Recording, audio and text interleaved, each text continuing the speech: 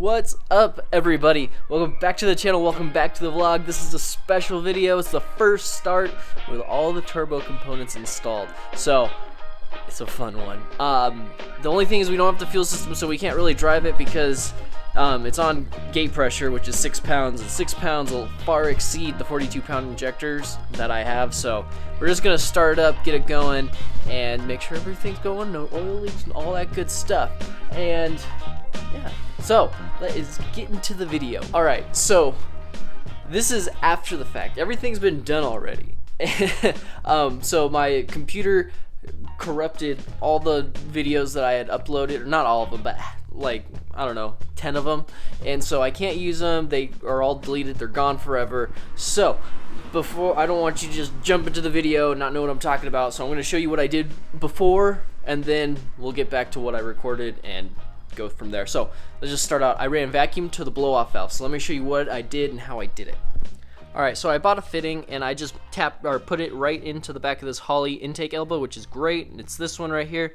So that vacuum line goes from there and it comes down and goes straight to the blow-off valve, just like that.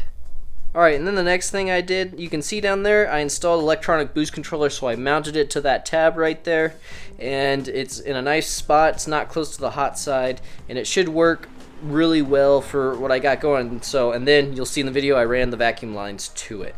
Alright, and so the compressor cover is going to be off in the start. And so what happened was, so I loosened up all the compressor housing bolts, and I never tightened them back down, but I left them loose so I could move the housing and put the piping on and all that good stuff. So I went to tighten them up.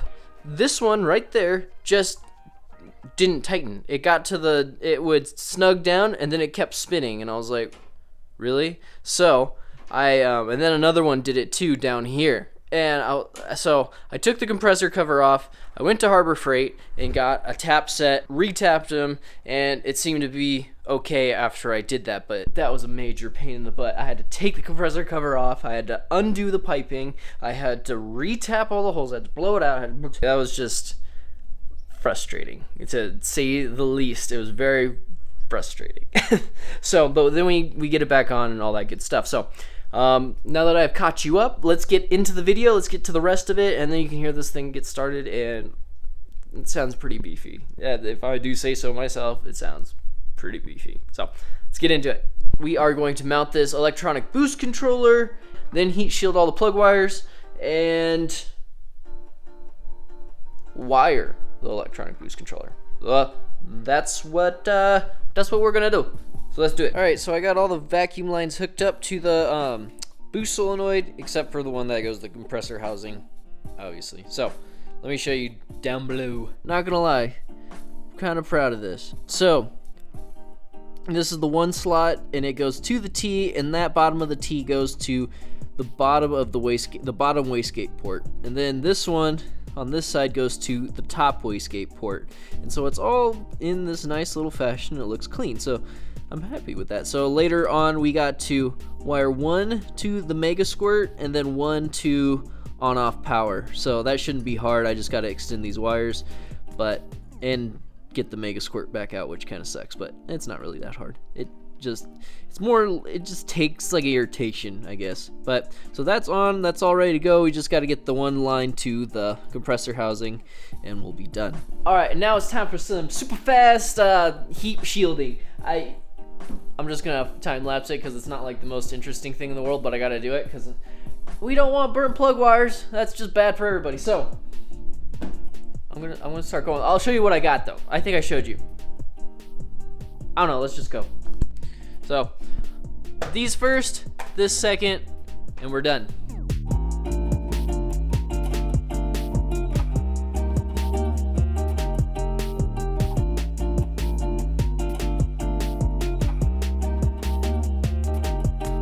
Alright, so we got all of the spark plug boots on, and they look pretty good. You can't see the ones on the turbo side, but on this side they look pretty spicy. So yeah, that's what they look like. I undid my wires so I could do this, and then I'll put them back together, but they're looking good. And on the turbo side, they keep it all nice and safe from that super hot turbo stuff. And then I got this thing tapped, so that worked out pretty good. So I got my tap, I got my whole set from Harbor Freight. They're Harbor Freight saves the day again.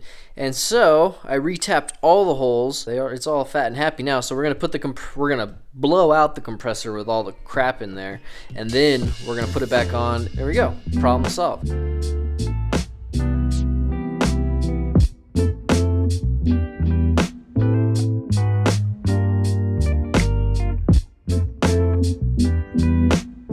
So I got a lot done while you weren't watching because I just hunkered down and got some stuff done that you've probably seen before, and it's not really too special. So I got the compressor cover back on like you saw, then I got the vacuum line hooked up to the Mac valve, and then I put all the piping back on, and then what else did I do? I did something.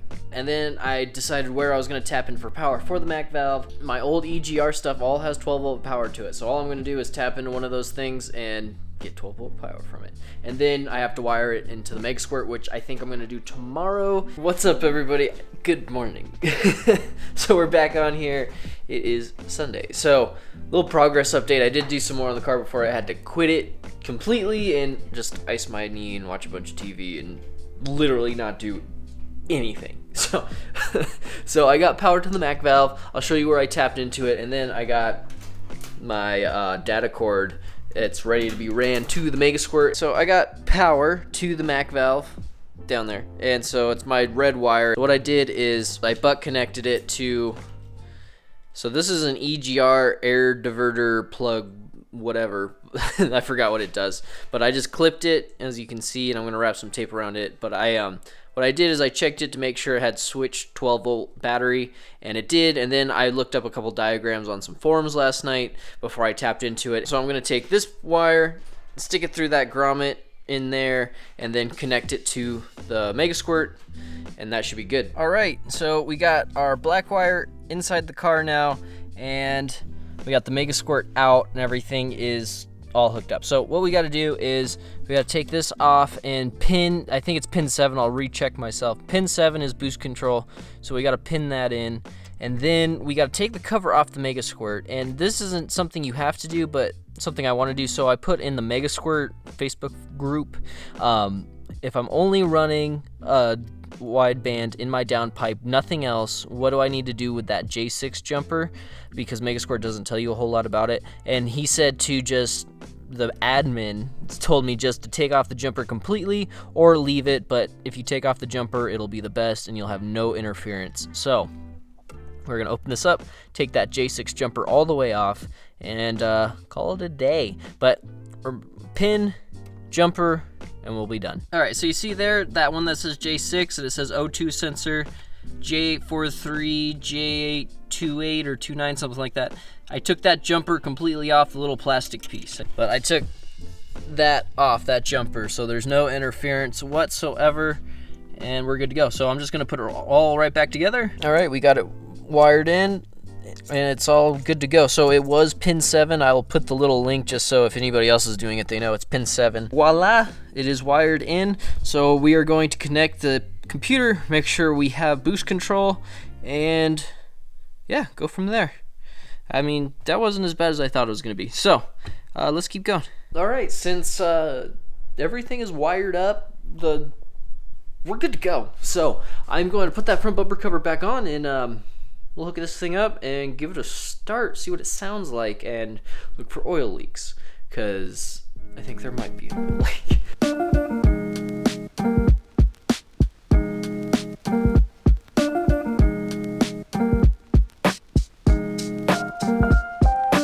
Alright, so to get the body lines perfect, I am going to have a friend come over and help me lift and tighten and all that fun stuff. So we'll wait to tighten the bumper down all the way. Alright, so I've been in the car for quite a while, and I've been messing with Tuner Studio to make sure that Mac valve is tuned correctly and I'm not doing anything wrong. I actually threw up an error code because I did some bonehead thing. So let me show you. So I went to Boost Advanced, Boost Control Settings, and then I turned it on, and so I had the wrong pin. It was on fiddle and it should have been on boost, and that was just a little stupid thing I did. But I have the solenoid frequency at 19.5. That says that's what DII Auto Tune said it operates at, so I got that. It's on open loop. I have spark cut as overboost protection and 170 kPAs, which is 10 psi. So if the car goes over 10 pounds, it will cut my spark and I'll stop making power. And then I went over into the table, which is boost control duty cycle. And so I put in all my values. So 800 this is throttle position versus RPM.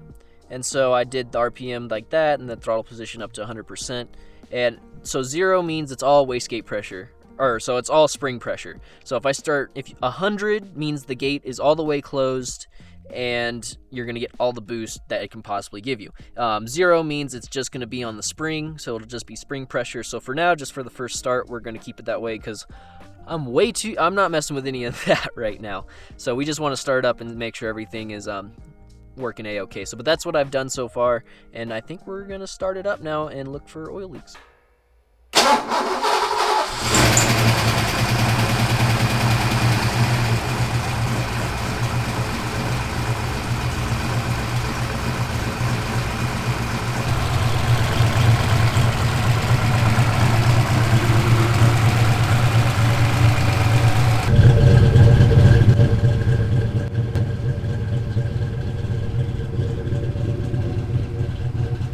It probably doesn't sound like it, but it's like so quiet now. We gotta get that exhaust cutout open because that is just like a whisper. It's just bloop, bloop. It sounds like a stock car. I can't even. That's weird. Yeah, we're gonna a little bit more loud when we're on the street trying to intimidate people. It sounds good. It's running good. Oil pressure. There is an oil leak. I found it. So it's on that ghetto T thing that I made. That's where it's at. I'm just gonna let it warm up, give it a couple revs, see what it sounds like.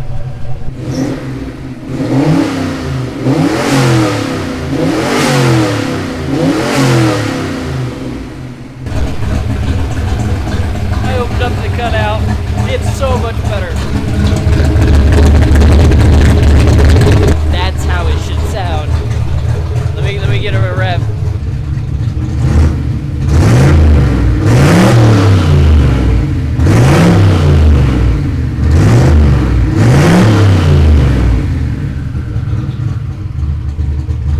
We did it! The turbo is installed. We're one step closer to having 700 horsepower. So all we gotta do is this fuel system because it is not getting enough juice the way it is. Oh, it is such a relief to get this thing done. It felt it took so long with just surgeries and crap and this, that, and the other, and there's still stuff I gotta fix, and I gotta zip tie all the vacuum lines, but that was just a win. It was just a win. It's taken so long to do this. I am ecstatic that it worked. So we got more to do. We are not done whatsoever, but it feels good to get this accomplished and get it started up and seeing everything. I'm happy. I'm very happy. So that is the end of the video. Thank you guys for hanging out. Thank you guys for being patient and hanging out with me. So it's been awesome. Again, thank you guys for helping out. If you made it this far, please like, subscribe, comment. There's just going to be more and more content, more and more good content, and yeah. So, oh, one of the other things is the belt's too long, so I got to figure out something about that now too. So that's annoying. But again, I will catch you guys on the next video. Thanks again for watching.